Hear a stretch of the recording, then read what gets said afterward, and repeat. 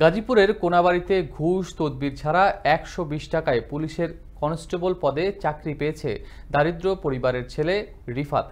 তার বাবা এলাকায় ঘুরে ঘুরে মাছ বিক্রি করেন আর মা গৃহিণী। ছেলের এমন সাফল্যে আনন্দে আত্মহারা তারা। এদিকে অভাব অনটনের মধ্যে নিজের যোগ্যতা ও পরিশ্রমের মাধ্যমে পুলিশ কনস্টেবল পদে চাকরি পেয়ে সবার হৃদয় জয় করেছে রিফাত। দারিদ্রতাকে জয় করে পুলিশ কনস্টেবল পদে চাকরি পাওয়া রিফাতের সফলতার গল্প শোনাচ্ছেন অজয় সরকার ঝুটন। ১২০ টাকায় বাংলাদেশ পুলিশের কনস্টেবল পদে চাকরি পেয়েছে রিফাত। বাড়ি গাজীপুর সিটি কর্পোরেশনের কোনাবাড়ি এলাকায়। গত ২০ বছর ধরে তার বাবা এলাকায় ঘুরে ঘুরে মাছ বিক্রি করেন, আর সেই আয়ের টাকায় তাদের সংসার চলে। অভাব অনটন আর দারিদ্রতা ছিল রিফাতের নিত্যদিনের সঙ্গী। দুই ভাই বোনের লেখাপড়ার খরচ জোগাতে হিমশিম খাচ্ছিল তার বাবা।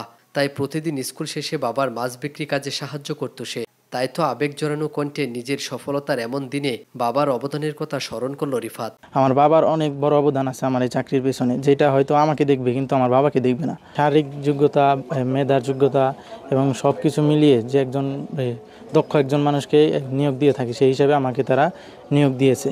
জরাজীর্ণ অবস্থায় রিফাতের বসত বাড়ি, ঘরের চালে টিন বেয়ে বৃষ্টির পানি পড়ছে। ঘুষ তদবির ছাড়া ছেলে সরকারি চাকরি পাওয়ায় আবেগ আপ্লুত রিফাতের বাবা মা। আমার ছেলে যে পুলিশে চাকরি করব, এটা আমার খুব স্বপ্ন ছিল। তা এই দেশে মনে করেন খুব আশা ভরসা আমি মানুষ করছি।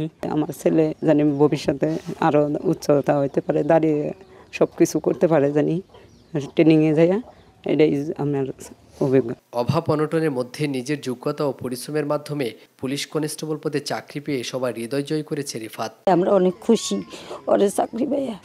রিফাত ছেলে ভালো চাকরি পাইছে, তাতেও আমরা অনেক খুশি। ওর বাবার যে ইচ্ছাগুলো জানি পূরণ করে, কখনো জানি অন্যায় দুর্নীতিরে আর অবৈধ যেই ঘুষ এইগুলো থেকে জানি দূরে থাকে। ওর যেভাবে চাকরিটা হয়েছে, আল্লাহর রহমতে ওর জীবনটা ধন্য যেন হয়, এই দোয়াটা আমরা করি এলাকাবাসী।